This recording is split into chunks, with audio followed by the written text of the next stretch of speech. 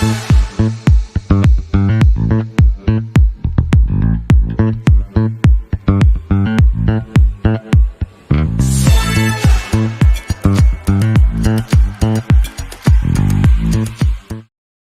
everybody. I am Lauren Cohen, and I am here with the Investing Across Borders podcast, where we teach you how to invest, live, work, and play across borders. I'm super excited because today I have my good friend and actually one of my principal vendors, colleagues, strategic partners, you name it. I've actually never met her in person, but that she's trying to make that happen. She's trying to course means going to Calgary in the winter, which is not going to happen. Anyway, I am here with Michelle Nadelec, and Michelle and I don't know, Michelle, how long ago did we meet? Like, Scott, at the beginning of COVID, before COVID? I think it was just before COVID. But yeah, it was still virtual somehow. Yeah, virtual. So, and there's been opportunities for us to meet in person, but somehow our paths didn't cross. Like the last JVology in Cabo, when I didn't end up going, and that was a really interesting one because there's a lot that happened at that last JVology. But anyway, here we are today, and Michelle and her partner Brad actually handle all of our tech, but it's a lot more than just handling our tech because that sounds really boring. They do a lot of our marketing and a lot of our infrastructure and affiliate marketing. And they forced me into, I say forced because it's really true. Because we did. Into using Infusionsoft, which is now called Keep. And I literally did it kicking and screaming. I mean, I was kicking and screaming all the way down the road, right? Yes. So, yeah. And she finally turned into a convert after, 2.5 years. It took a little bit of time. Yeah. I'm not an easy sell. But anyway, Michelle and I have connected on many levels, and she is in Calgary, right outside of Calgary, actually. And Michelle, why don't you introduce yourself and give us a little about your background, please? Awesome. So I'm the creative director of a company, Awareness Strategies, and I co-founded it with my partner in business and pleasure, as we like to say. And he has had about 40 years experience putting together software solutions for big businesses like IBM, Halliburton, and about 2015 or so, we decided to go online.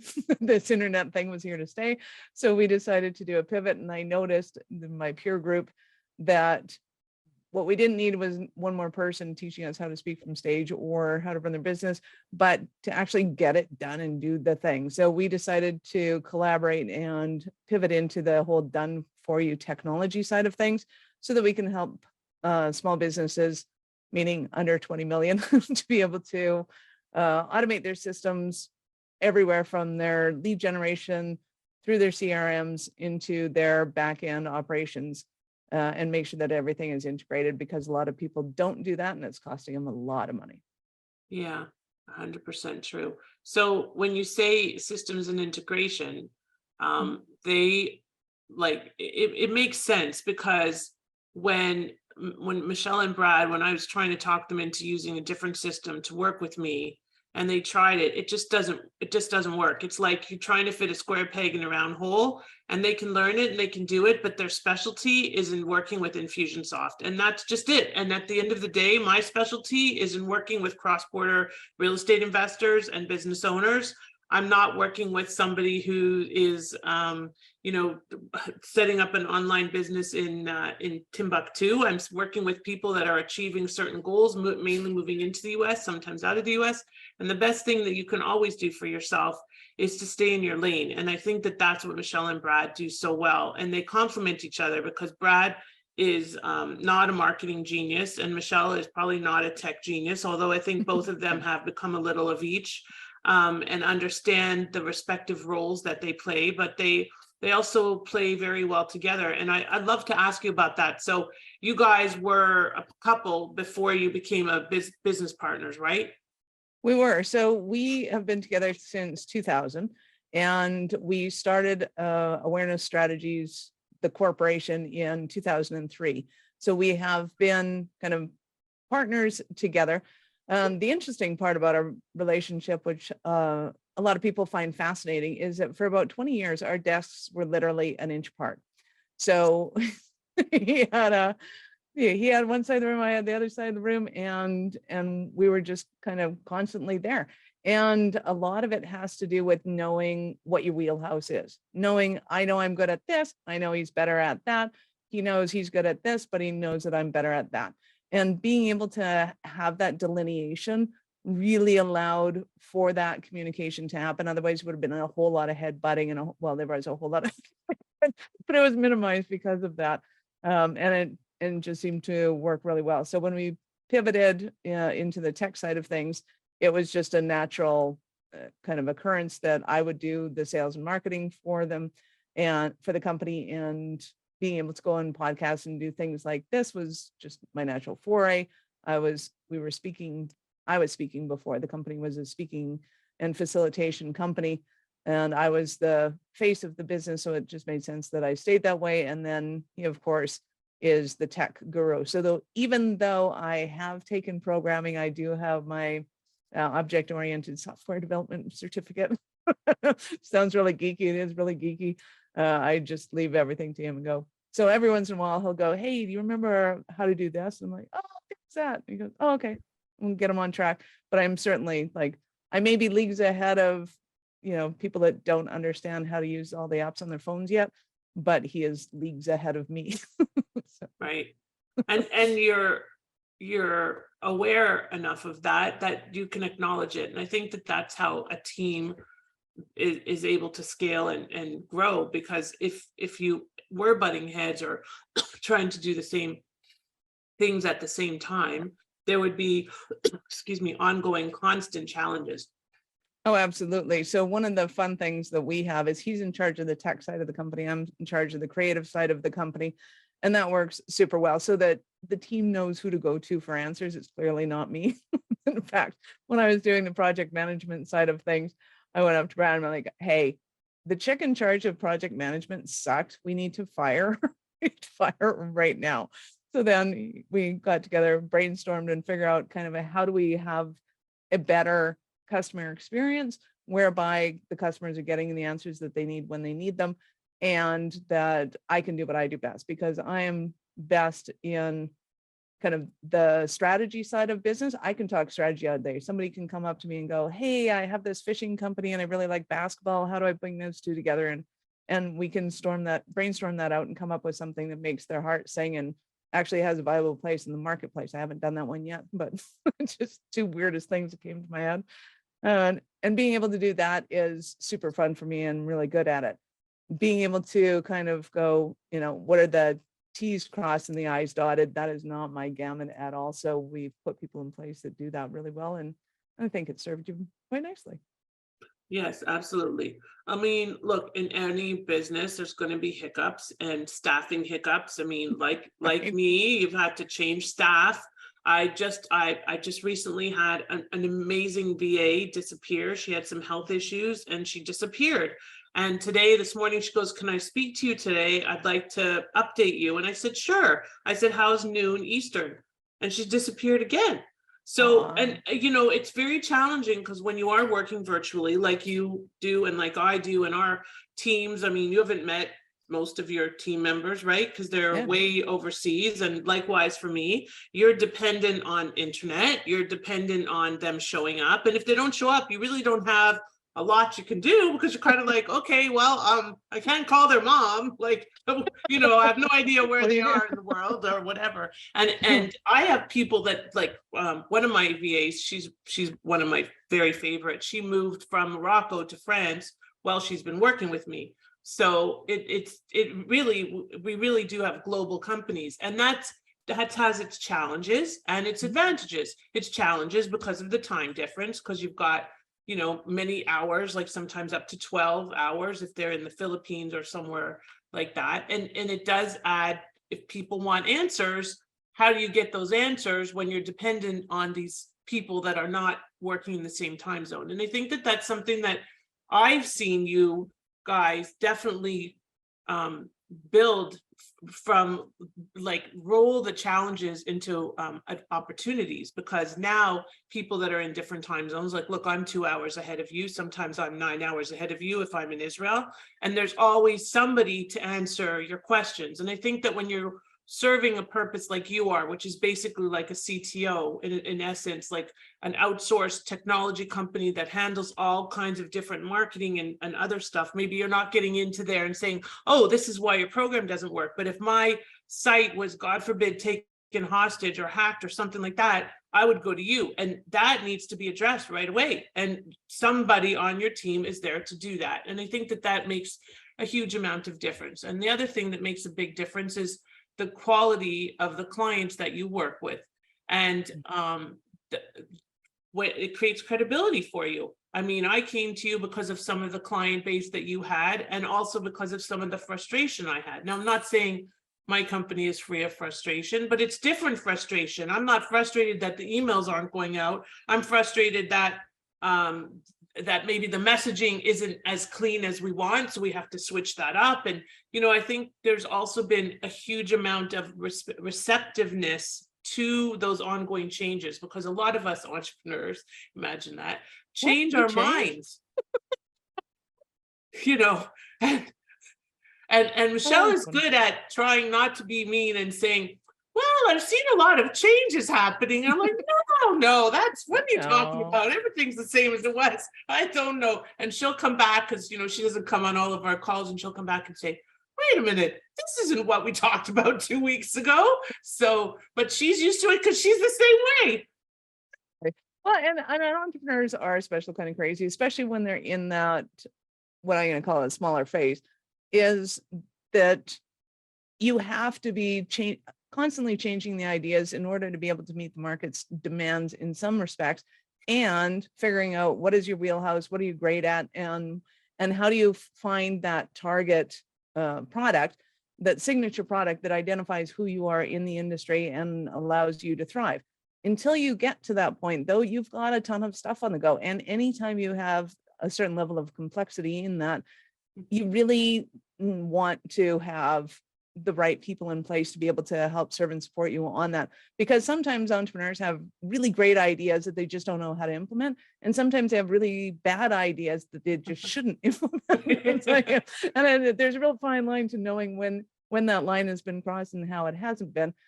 But to your point earlier, when you have that degree of complexity, you need to have the systems in place that can support those ideas. And not all systems are created equally. So I know there's a huge trend right now for making software easier for people to be able to access and make it more intuitive for them, which is fantastic and awesome, but it also takes people out of their game. They're doing things that they just should not be doing in their businesses. And it's like, okay, if you can make $1,000 an hour servicing your clients, you should not be doing $15 an hour jobs. You should not be doing $50 an hour jobs. You should probably not be doing $150 jobs. But you really want to identify what those components are. Like for us, getting a bookkeeper was the first thing, because I'm like, I am not doing this, period, end of story. There is no amount of love or money that would make me want to do my own accounting. And that was like done number one. And for most people, tech is number two, because it has to be done.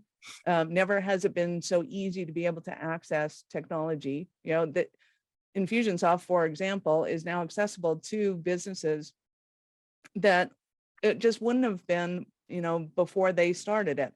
Before they started it, those were the kind of projects that Brad was working on, and they were multi-million-dollar, 3-year development build outs that, small business can't afford a $3 million build out, but they can afford a couple of $100 a month to be able to do that, and then hire somebody to be able to manage those things and take it over for them, especially when they have a good business plan of how are they going to make money. And that's the big thing too, is a lot of tech companies, they'll do what you ask them to do, maybe if they don't ghost you, but they're not necessarily helping you strategically going, okay, well, what is the big picture on this? What do I want to create? How am I going to get that out there? And with your business in particular, you do a ton of stuff. You are like wizard in a lot of areas. So when people come to you, you got to figure out what are they coming to you for. It's not that one signature program. It's their needs and wherever they're at, which is kind of opposite to the online marketing. Usually you have, a green Honda Civic, they click on the green Honda Civic, they want to buy a green Honda Civic, they do that. Whereas with your business, it's, we have an entire dealership that specializes in a certain area, and how do you articulate that well with your audience, and how do you get them the information they need when they want it?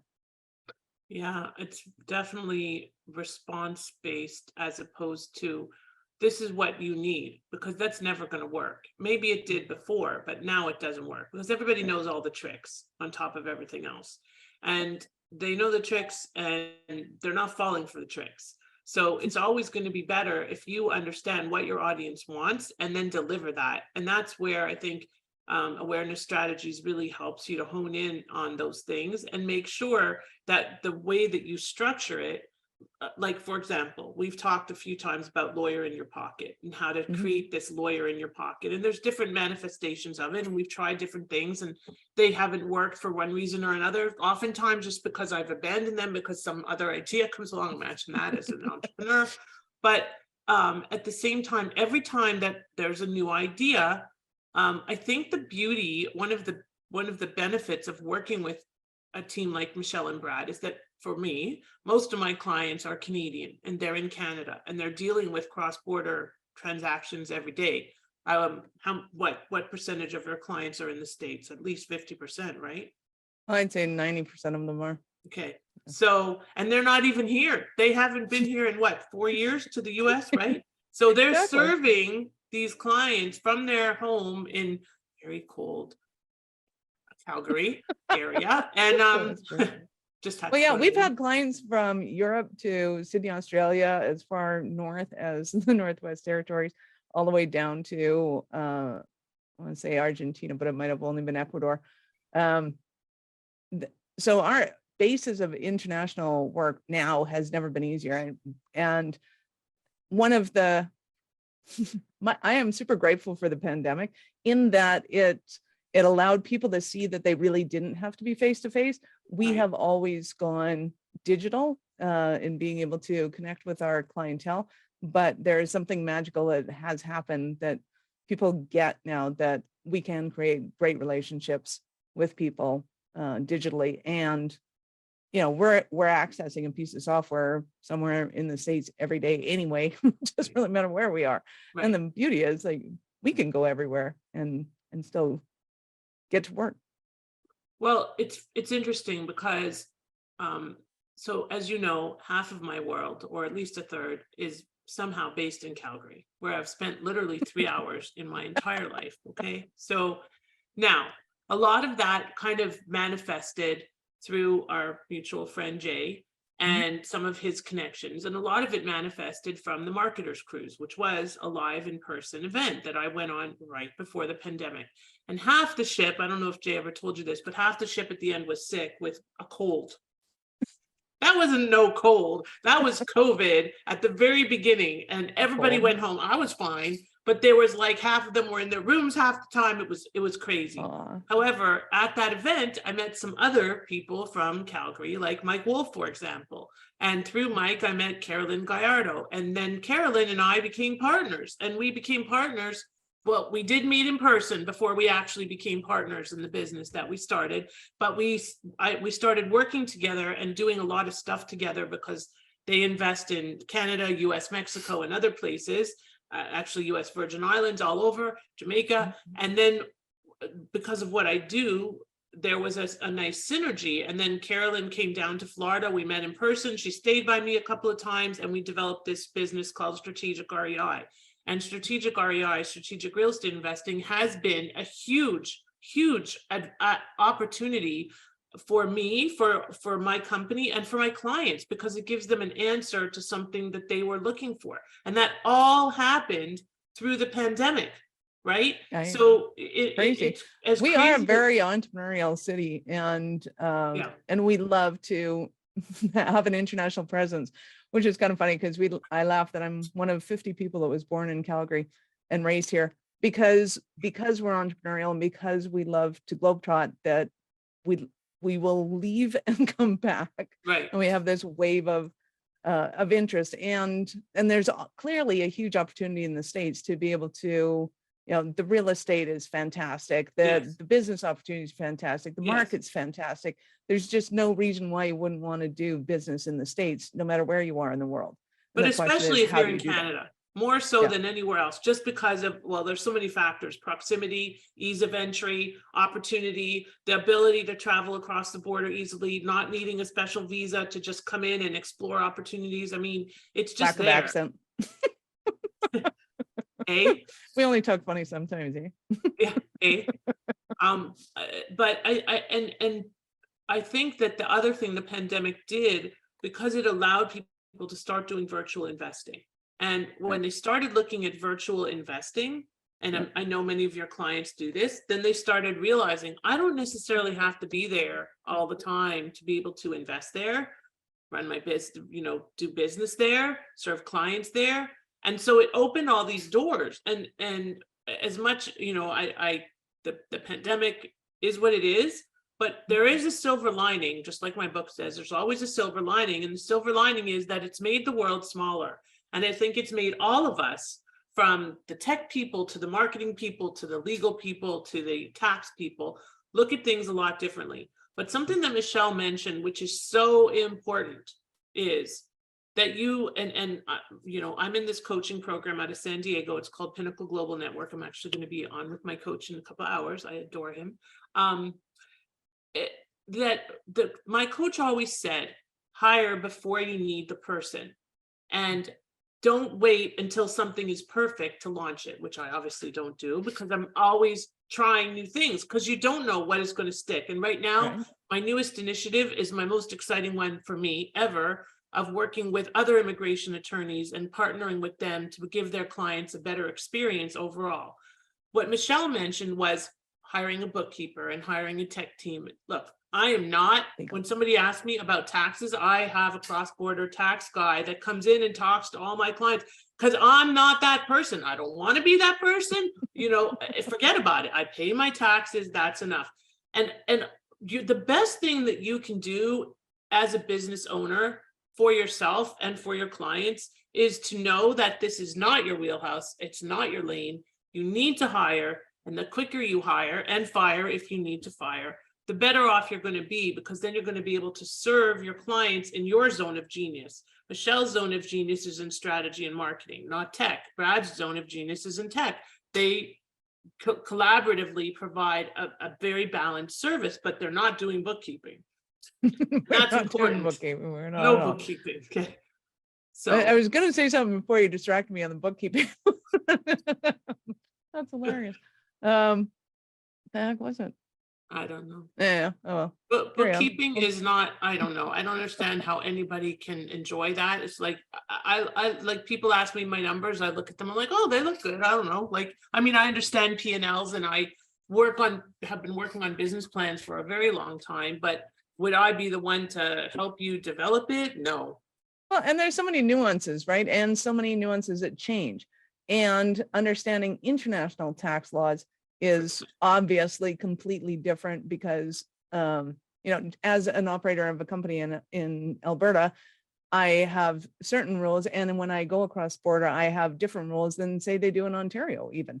So it's that knowing that is an industry that's always changing. Oh, that's what I was going to say, is you need somebody that's keeping up on that stuff. I was going to say is, in the digital world, you want to sell the product before you develop the product. Yes. In the real world, you have to build a cup so that somebody can see it and you go, hey, do you want to buy this cup? But in the digital world, you want to conceive an idea of what that cup might look like and then sell it. And then when somebody says, yes, I want it, then you build it, because otherwise you're wasting huge amounts of money and resources. And it doesn't matter what industry you're in, whether you're making cups or you're a lawyer, you want to be able to sell the products first. And sometimes it just means you have to get ahead of the fires that create it first, and then you get to plan and promote. But it's all good, and having a team helps you to be able to do that. It's really so true. I mean, I know Iman says this about courses all the time. You have to sell the course before you have the course ready to sell. And maybe that's why my course doesn't sell so well, because I didn't sell it first. But it's true. And my coach always says that. We are selling it now before you do it, so it's all good. But sign up for the lawyer in your pocket. It's a great program. Trust me, we've conceived it a few times. Oh, one day it will actually be conceived in a way that we want to actually manifest it, Michelle and I together, because otherwise it's never going to work if we're not on the same page on it. So Listen, there's been times when Michelle, she's a very strong personality, just like me. I don't know where I got it from, but sometimes we butt heads, and I just say, okay, that's enough for today. I'll talk to you tomorrow. And we know that we come back because at the end of the day, we have a pandemic-driven friendship, but there's a level of trust and respect, and that is so important when you choose your vendors. And I am choosing most vendors in another country. Okay, granted, it's my home country, but it's still another country, and my VAs are all over, but I am choosing them because of their integrity, because of the fact that they deliver, and because of trust. And trust at the end of the day, when you're choosing vendors and working with vendors, is the number one thing. And if there's a problem, which there will be, okay, because in any good marriage, you're going to have little problems, you go and you talk it through and you work it out. And that's why we've been working together for what, at least 2 years now. And 3 years now. And part of it is too, we want to partner with our clients. And at the end of the day, we want to be able to give them a hug, whether it's virtual or otherwise. So we're not going after tactics, and we're not going after projects.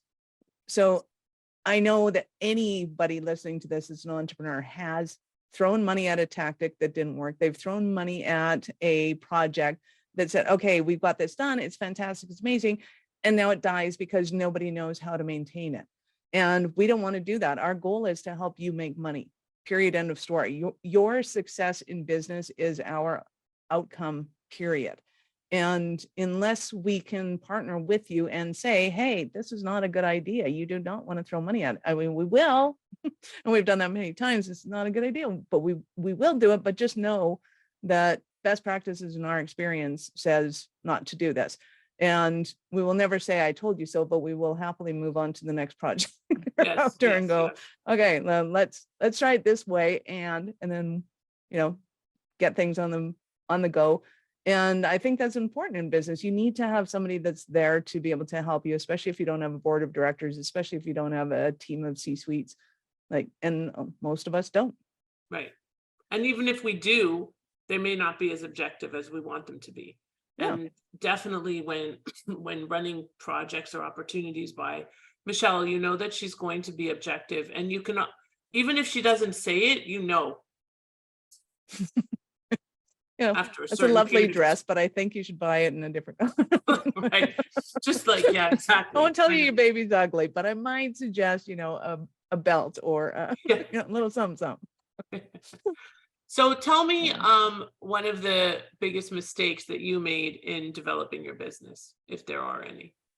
If there are any, you're hilarious. So we already mentioned that I should not have been my own project management. That was knowing who to put into the seats in the place is paramount. And I think too, especially when it comes to the whole cross-border thing, is finding out kind of what the rules and regulations are and what the best practices are, because as you know, and as a lot of your clients know, you can go and do something and it seems perfectly logical and perfectly reasonable to go and do that. And then you're like, government didn't let you do it though.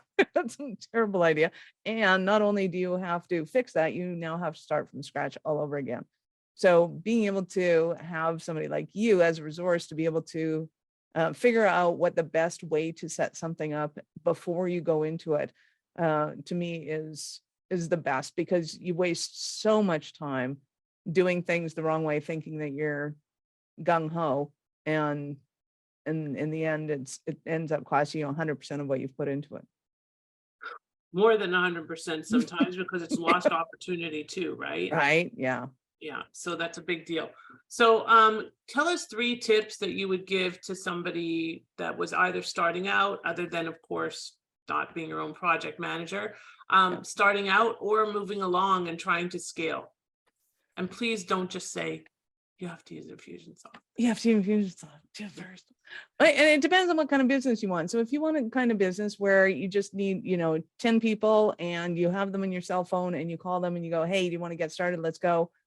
Right. You don't need a complex system, but you want to know what the end game is. What are you trying to create in the end? And if simplicity is the thing and you want a high profit margin business with low kind of turnover, if you want to put it that way, Fantastic. Awesome. Great. Set it up that way from the get-go. If you're a special kind of crazy like me and you're like, hey, I want to have 50 employees and I want them all around the world, and I want, nothing wrong with that either. But you want to be able to set that up from the beginning. You still want to set it up in the most simplistic manner possible. And that was one of the mistakes we did. Was I was in charge of the tech setting up, and I was listening to my coaches, my gurus going, oh, you need this and you need that and you need this and you need that. And so I ended up with this lovely Frankenware that we had. And I had a love-hate relationship with Frank, because every time somebody did an update, he'd lose an eye or an appendage. And eventually I just asked Brad to take it over, and he's like, oh, Jay, what have you done here? And then he found Infusionsoft and went, hey, I'm looking at changing Canine, and do whatever you want, as long as you take care of it, couldn't care less. And there's been nothing that somebody has asked us to do that we haven't been able to do, and keeping with clean systems in the end. Because a lot of people don't realize that when you have systems like Frank, you get stuff called dirty data, which I just love to say. And it really can harm your business with the things that go awry in the back end of your business. You think it's all, oh, just do this. Yeah, well, it's not as easy as just do this. There's a lot of complexities involved in that. And no, we can't do that in 13 minutes because, and then we can explain it all to you, but then you get an aneurysm and you don't care anymore. It's like, or you could just give us 2 days, we'll go figure it out.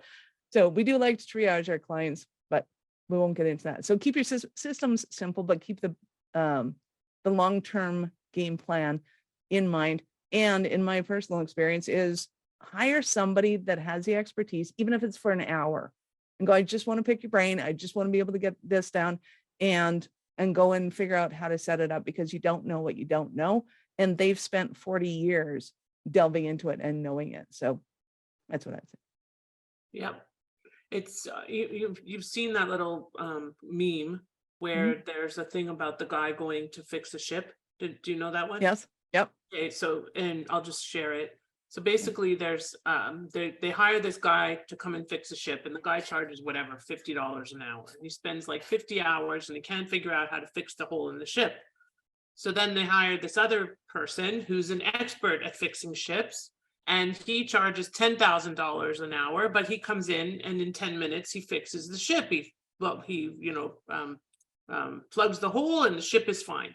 And they said to him, why do you charge $10,000 an hour? And they said, he said, didn't I just fix your ship? And that's really what it's about, because that guy has the experience and the know-how and the ability to find the problem right away. And so there is a differential in the cost of that service, but that differential saves you the hours and hours of wasted time and money in not fixing the ship with the guy that's cheaper. So why go with the cheaper option when you can go with the best? And quality is always, in my book, going to win over quantity. And I'll give you a great example on this. We have one client that said, okay, I want to get everything in order first before we come and work with you. And I said, that's probably not the best idea, because we're probably going to have to change. And they're like, well, I just want to get it in place. Okay, fine. So they spent no less than $50,000 setting up their systems, and said, okay, so we want to set up this affiliate program. And it's like, well, your CRM doesn't have affiliate programs, period. You have none. You have zero ability to do that. The only thing you can do at this point is set up a web page /Lauren/Michelle. And there's no way you're going to be able to do this, because you're looking at having 60 affiliates. Like, you're going to have so much manual labor trying to track and figure this out. It's useless. We have to change everything that you've done from your website all the way and to set it up. And it's like, or we cannot, and you just don't set up your business the way you wanted it to. But I did that too. I breaks my heart. It sucks, because they hire on tactics and they don't understand what the back end is that has to get set up. So just spend the time to find out. And it's like calling you, right? Somebody calls you, and how many headaches and how much, hundreds of thousands of dollars of investments can they save themselves in a 1-hour conversation? And then it just, after that, it's like, okay, it just makes sense to stick around here, because you've already made the money. Listen, it's not a one size fits all option. Yours is not one size fits all. If people are married to whatever software they're using, then You If may it's not be the working, solution, great. and that's Don't okay, bring right? something that's We're working. not, It's when it we doesn't don't work. want to work with everybody, because if we Exactly. did, we would never be able to do anything else. Exactly. And that would be that. But it's about finding the fit that makes sense for you and people that resonate with you and have similar mindset and similar approach to doing business and are used to having, like for me, if you're used to working with squirrels, you know, I have a few squirrels come along every now and then, and I'm like, oh, but I'm always, like I said, I'm always happy, right? When our last initiative, the one with the immigration attorneys, when Michelle was like, oh, I like this one, I'm like, oh, I knew it was a winner. I knew it was a home run. But when she validated me, and I said at the beginning of our conversation, I go, well, you validated me. She goes, you don't need validation. Yes, I do. We all need validation, because at the end of the day, we're only as good as the next idea that we have, or the last idea that we had. And so I just want to thank you, Michelle, for being there for me, being there for our company, helping us to move from a tiny little whatever to something that was able to scale as much as we did in 2022, because it was an absolutely crazy year. You know, January 8th, it's 2 days away. We had 108 inquiries in one day. Okay, I mean, I'm praying for a fake snowstorm in Toronto. Sorry, this won't be published by Sorry, then, but Toronto. right. But that was a crazy day that forced us to create a bot. And the bot was because it was the only thing that could respond to the volume. So, you know, it's all about figuring out what makes the most sense. And then we had to integrate the bot into all of our systems so that there was a way to track the incoming inquiries. And that's where the tech team came in. So I thank you, Michelle, for being there, for being my friend, for supporting me throughout my journey, and at least for the past 3 and whatever years. And now I'm just onboarded for another year, so I'm stuck with her no matter what. And she's stuck with me. We and have a eventually, convert. We have a convert. no, I still am not a huge fan. It's a must do. There's no choice, It works. right? It works. It's like I have to wake up at 5:30 in the morning to take my kid to school. I don't have a choice. Either that or he doesn't go to school. So that is what it is. So I wish you all Happy New Year. And Michelle, again, thank you. Please tell everybody how they can find you. Of course, it will be in all the show notes, but please tell everybody how. Absolutely. So we have a gift that we'd love to give your audience, and it is a website audit. And what it does is it goes through and it scrapes your website and it finds out all your red lights, green lights, and yellow lights. Basically, your red lights are things that you have to stop doing right now because Google is stopping traffic going to your site. It usually involves acronyms. So at the end of the report, you get a link to be able to connect with me and we'll go through what it means in English. There's your yellow lights where they're slowing your traffic down and what you want to do to be able to increase that. And then you'll have some green lights, which are Google's letting the traffic go to your site. Awesome. Yay. We get to celebrate some things. And this report you can give to your team, get them to work on things, or you can, whatever the case is, but I'll just help you to translate it into English. And if it makes sense, go carry on the conversation. We can do that. But that's a $500 value for that report. Plus you get half an hour of my time. So that is for free. You can go to awarenessstrategies.com/website-audit. And one thing to know about awareness strategies is there's 3 S's in the middle. Awareness strategies. So there's 4 S's in the whole word. Just to confuse you. So thank you very much. And that's a great gift. And thank you. And take care. I'm going to go and record my videos now. Awesome. Thank you for having me. That was super fun. I'm going to have to edit that out somehow.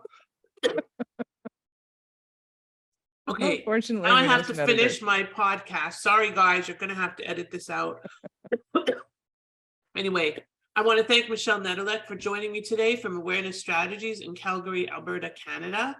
And I am Lauren Cohen signing off for today from Investing Across Borders, the podcast where we teach you how to invest, live, work, and play across borders. Thank you so much for joining us. Please do subscribe, like our podcast, and give us a 5-star rating so that we can continue to bring value to you.